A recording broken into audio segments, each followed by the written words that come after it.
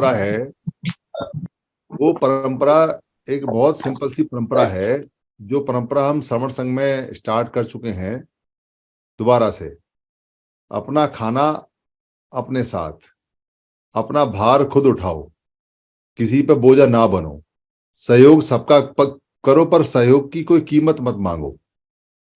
ये हमारे कुछ प्रिंसिपल्स रहे हैं पुराने।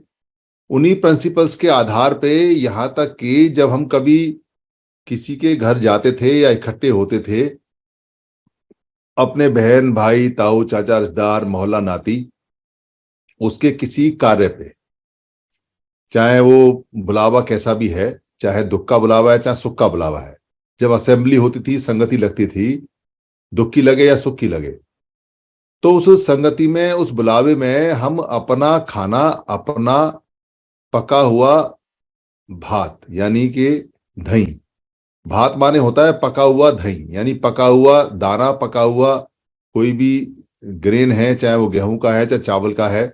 मोस्टली उस समय दही या धान ही होते थे, और दही का मतलब होता है दाने। तो वो सारे के सारे, और उदन माने होता है चावल। तो दही का मतलब कैसा भी दाना हो वो अपने साथ लेके जाते थे, उसको कहते थे हमने भात भर दिया, यानी कि जो खाना है वो भर दिया।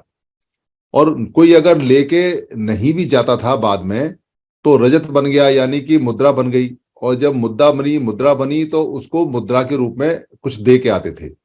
तेरा खाना खाया, तेरा इतना खर्चा हुआ, ये ले इतना पैसा, आना दो आना, फूटी कौड़ी कौड़ी, जो भी कुछ देना होता था उस समय।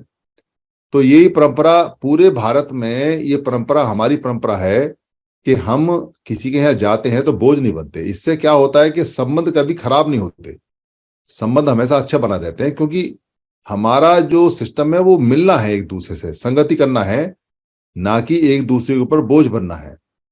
पर बाद में इन लोगों ने क्या किया, हमारी इस अच्छी संगति को, अच्छी संस्कृति को, जो आपस में मिलके बैठ के चलती है, उसको बोझे में बदल दी। और इतनी बोझे में बदल दी कि हमारे लोग उस बोझे को उठाते उठाते मर गए, और वो परंपरा बन गई। जो हमारी अच्छी चीजें थी, अच्छे गुण थे, वो परंपरा बन गई। पूरी दुनिया आज भी इसी सिद्धांत पे चलती है, जो धम्म का और बुद्ध का सिद्धांत है कि अपना खर्चा अपने आप उठाइए, अपना भार अपने आप उठाइए, स्वाभिमान की जिंदगी जिए। पूरी दुनिया अपना भार खुद उठाती है। यहाँ तक कि अमेरिका जैसे देश के अंदर, यूरोप के अंदर भी अगर कोई पार्टी करता है, तो पार्टी में जितना पैसा खर्च होता है सब देते हैं। बाकायदा ऐड आता है कि भाई आज यहाँ पार्टी होगी, और इस पार्टी का खर्चा 20 पाउंड का है, $20 का है, और वो इनवाइट करता है अपने दोस्तों को, सब आते हैं। और जिन लोगों को महंगी शराब या दारू पीनी होती है, वो अपने साथ लेके आते हैं, वो बोझा नहीं बनते, अपनी अपनी बोतल खोल के बैठ के पीते हैं वहां, और खाना उसका खाते हैं, उसका पैसा देते हैं। ये कल्चर इजरायलियों में बहुत है। भारत के अंदर जो हिमाचल प्रदेश में इजरायली घूमते हैं, वो 4 इजरायली जो अननोन होते हैं, सिर्फ इजराइल के नाम से इकट्ठे हो जाते हैं कि तू भी इजरायली, हम भी इजरायली है, और चारों मिलके एक गाड़ी करते हैं। और गाड़ी भी करते हैं कौन सी, तो टूटी फटी गाड़ी सबसे सस्ती है, और उसमें बैठ के जाते हैं मजे से। और अगर ब्रेड भी खाएंगे, 4 पीस बराबर खाएंगे, तो उसका पैसा भी आपस में बांट लेते हैं। तो कमरा किराए का लेते हैं, तो 4 लोग एक ही कमरा किराए का लेते हैं, और चारों उसमें पैसा बांट लेते हैं, उनका फोकट में टूर हो जाता है। इतना बढ़िया सिस्टम हमारा जो डेवलप है वो उन्होंने किया हुआ। पर इस सिस्टम को तब खत्म कर दिया जब एक तो उन्होंने इसको सेंट्रलाइज सिस्टम बना दिया, यानी कि एक कमाएगा बाकी खाएंगे, बाकी बांटेंगे। ऊपर से हमारी जो नारी पूरा मेहनत करके लाती थी, कमाती थी, उसको घर पे बैठा दिया कि तू सिर्फ खा और तू आदमी गुलामी कर। तो स्वाभिमान की जिंदगी नहीं जीती, वो आदमी का मुंह देखती रहती है। ये आएगा, कमा के लाएगा, खिलाएगा, देगा, फिर उसकी वो गालियां खाती है, वो शराब पी के आता, मारता पीटता है, अकेला वो बोझा नहीं उठा पाता। और कोई फंक्शन आ गया, कोई परंपरा आ गई, तो फिर तो उसको कर्ज लेना पड़ता है, और वो हमेशा के लिए गुलाम बन जाता है। इसी से उन्होंने बंधुआ मजदूर पैदा किए, और इसी से उन्होंने बंधुआ जो बॉन्डेड लेबर थी वो पैदा की, जो आज तक भी चलती है भारत के अंदर। अगर हम सब अपना अपना बोझा उठाना शुरू कर दें, तो बॉन्डेड लेबर खत्म हो जाती है, और हम सब स्वाभिमान की जिंदगी जीते हैं, और आदमी को अपने पैसे का और अपनी मेहनत का मोल समझ में आता है। तो हमारे यहाँ कभी भी कन्या दान नहीं हुई। कन्या का मतलब होता है वर्जन, यानी ऐसा व्यक्ति जिसने, चाहे वो नर है या वो नारी है, जिसने कभी भी कोई भी किसी संभोग में हिस्सा ना लिया हो, उसको कन्या बोलते हैं। कन्या स्त्रीलिंग वाला शब्द है, पर कन्या का अर्थ दोनों में आता है, क्योंकि हमारे यहाँ जो लड़की लड़का है उसको मालवक और मालविका बोलते हैं। कन्या का कहीं पे जो नर वाला मेल वाला शब्द है वो नहीं मिलता, खाली कैया मिलता है। तो कैया बिठा रहे हैं, कैया ला रहे हैं, इसका मतलब है ऐसे बच्चे, ऐसे लोग जो अभी बच्चे पैदा करने की स्थिति में नहीं है और अभी बढ़ रहे हैं, उनका वो बुलाते थे, खाना वाना खिलाते थे और उनका मान सम्मान बच्चों की तरह किया करते थे, ताकि अपनी फसल, अपने बच्चे बढ़ते रहें, सारा काम चलता रहे। पर दान का जो शब्द होता है, दान का मतलब होता है देना, यानी कि कैया देना, यानी ऐसा बच्चा देना जिसका अभी शादी नहीं हुई है, जो बिल्कुल वर्जिन है, जो बिल्कुल अभी कुछ जानता नहीं है, तो उसको जो दिया जाता था उसको दान बोलते हैं। तो कन्या दान का मतलब है कि आप अपने लड़के को दें या अपनी लड़की को दें, पर देना मतलब होता है कि दे दिया, एक दूसरे को दे दिया, ये दोनों के लिए आता है। पर बाद में उन्होंने कन्या का कन्या कर दिया और कन्या को लड़की बता दिया और लड़की दान करने के लिए, देने के लिए बोल दिया। तो बेसिकली उन्होंने हमारी परंपरा से ही हमारी लड़कियों को गुलाम बनाकर ले जाने का सिस्टम कर दिया। जैसे गाय दान कर दी, हालांकि गाय हमारे यहाँ शब्द नहीं है, गाय का मतलब गौतम से होता है, पर धेनु बोलते हैं, तो गाय दान कर दिया। तो गाय दान करके वो हमारा जानवर ले गए और कन्या दान करके हमारी लड़की ले गए। और जो बाकी दान है, जो पितृदान और जो दान है, ऐसे करके, तो वो उन्होंने ऐसी परंपराएं, हमारे ऐसे सिस्टम बना दिए और हमारी अज्ञानता के कारण से हम उनको देते चले गए, देते चले गए, देते चले गए। और आज भी हमको ये समझ में नहीं आता कि ये शुरुआत जो, माइक बंद हो गया आपका? किसी ने कर दिया शायद ये। मैंने मेरे ऊपर वो कोई आ रहा था, उसको कर रहा हाँ। था। तो हमें आज तक भी इस बात का नहीं पता चला कि जो दान का मतलब होता है, देना होता है, जैसे धम्म दान है, तो धम्म दान होना चाहिए, धम्म देना चाहिए, पर धम्म दान की जगह वो हमें उपदेश देके और हमसे पैसा ले लेना शुरू कर दिया। तो ये सारी चीजें जो खराब हुई हैं, ये सिर्फ अज्ञानता की वजह से और खास तौर से पाली ना जानने की वजह से खराब हुई हैं।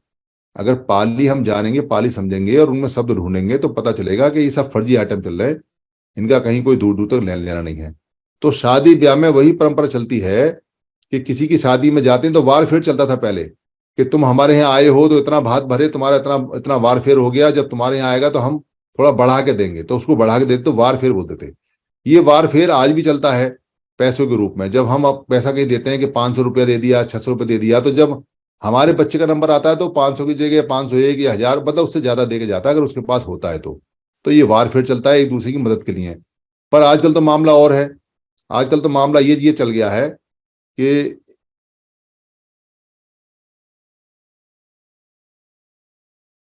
फिर बंद हो गया, किसी ने किया आपके पास? अच्छा, तो आजकल तो ये सिस्टम चल रहा है कि लोग ये देखते हैं कि लिफाफे में दे के क्या गया, 4 रोटी आए, 4 आदमी आए, खा के चले गए, प्लेट 1500 की है, 6000 की प्लेट दे गए और ये रुपये 500 दे के चले गए। तो आजकल तो बिजनेस हो गया है। आजकल वो जो वार फेर है, जो भात भरना है, वो खत्म हो गया है। तो आपकी इच्छा है कि आप कहीं देना चाहते हैं या नहीं देना चाहते हैं। पर बात यह है कि आजकल गरीबी करने के लिए जो दहेज चलता है वो पहले नहीं चलता था हमारे साथ में। वो दहेज हमें ज्यादा ज्यादा मारता है और जो हम पैसा देते हैं वो दिखावे में ज्यादा जाता है। पहले ये दिखावे नहीं थे, पहले ये दहेज नहीं था, पहले सिंपल सा था कि सब इकट्ठे हुए। पहला था असेंबली होना, यानी संगति हमारी इंपॉर्टेंट चीज हुआ करती थी, शादी के बहाने संगति। अब शादी के बहाने दिखावा और शादी के बहाने पैसा खर्च करना, बर्बाद करना ज्यादा हो गया, जिससे हम मारे जा रहे हैं। तो आपकी इच्छा है, बाकी अगर मेरे व्यूज आप सुनोगे तो मेरे घर में हमेशा झगड़ा रह जाता है। मेरी वाइफ क्या बोलते हैं, उस ट्रेडिशन की है कि किसी के यहाँ जा रहे हैं तो देना चाहिए, और मैं उस ट्रेडिशन का हूं कि भाई अगर कोई लेने के लिए बुला रहा है तो बिल्कुल नहीं देना चाहिए। अगर यही सोचता है आदमी, और इसको खत्म करना चाहिए, क्योंकि वो बात नहीं बननी। इसलिए ना दें ना लें, भाई ठीक है, तुम जैसा खिलाओगे वैसा खाओ, हम जब खिलाने की पोजिशन में होंगे खिला देंगे। पर लेने देने से रिश्तेदारियां खराब हो रही हैं। कारण क्या है कि मामा अपने भांजे के यहाँ नहीं जाता क्योंकि उसे देना पड़ेगा, और भांजा जब मामा के यहाँ आता है तो ये उम्मीद करता है जब जाएगा तो उसे कुछ मिलेगा। अभी लेना देना बहुत बढ़ गया है। मतलब आदमी की इतनी तनख्वाह नहीं, इतना पैसा नहीं जिससे ज्यादा लेन देन है, और अगर कोई घटिया लेन देन देता है तो जीवन भर सुनता भी है उसके लिए।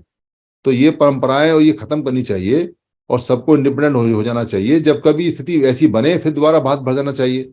पर अभी ये बीमारी बन चुकी है और बीमारी को खत्म करना चाहिए। जो कम्युनिटी करती हैं, जिनके पास करोड़ों अरबों रुपया है, वो कितना ही दे दो। जैसे मैंने सुना है कि बड़े बड़े जो बिजनेसमैन हैं वो अपने अपने बेटा बेटी जब भी आते जाते हैं बिना आए जाए भी अब उनके पास में अरबों रुपया है, अरबों रुपया में से करोड़ों रुपए का वो दे दें तो उससे क्या फर्क पड़ रहा है। पर जिनके पास में 200 रुपए की आमदनी है, 300 रुपए की आमदनी है, वो कैसे 100 रुपए दे सकता है। और 100 ना दे तो फिर मुंह बढ़ जाते हैं। फिर औरतों की ऐसी मानसिकता बना दी है, औरतें भी घर में जाके ये बोलती हैं, अरे वो आया तो कुछ देख नहीं गया, अरे वो आया तेरा भाई क्या देखे गया, तेरा बाप क्या देखे गया। मतलब बहुत ज्यादा ये वैमनस्य फैलाती हैं। इसलिए मेरी तो सलाह ये है कि अभी बीमारियां इसको बंद कर देना चाहिए, क्योंकि हमने तो संघ के अंदर भी लेन देन बंद कर दिया। संघ के अंदर जब चंदा ही बंद कर दिया तो चंदे का धंधा बंद कर दिया, तो ये भी धंधा ही है, इसको भी बंद कर देना चाहिए। उससे क्या होगा कि लोग दिखावे का काम नहीं करेंगे, उनको पैसा मिलेगा नहीं। अब आदमी सोचता है 2 लाख रुपया मैंने इसमें लगाया है, 1 लाख वसूल हो गया, 1 लाख और आ गया, बहुत बढ़िया काम हो गया, तो 1 लाख में पार्टी हो गई। ये बंद हो जाना चाहिए। जब वो 2 4 5 लाख रुपए खर्च करेगा, 2 4 आदमी करेंगे और पैसा आएगा नहीं, तो अपने आप दिखावे बंद हो जाएंगे, उससे हमारी स्थिति ठीक हो जाएगी। बाकी आपकी देखो भाई, आपकी रिश्तेदारियां आपकी कुछ खराब ना हो जाए, वो आप देखो, आपकी समझ में है। पर मैंने तो पूरी तरह से रिस्क लिया हुआ है। हमने अपनी बहनों को भी कहा हुआ था, क्योंकि जिनको हमें देना पड़ा दे दिया, और बाकी हमने उनको कह दिया कि आज के बाद हम कुछ नहीं देंगे, आज तुम्हारा घर है, घर मुसीबत में कभी भी होगी हम खड़े हुए हैं, तुम्हें ना भूखा मरने देंगे ना तुम्हें डाउन होने देंगे। पर तुम्हारे यहाँ खूब है और उसके बाद भी तुम ऐसा सोचोगे तो तुम्हारी जीवन नरक होगा।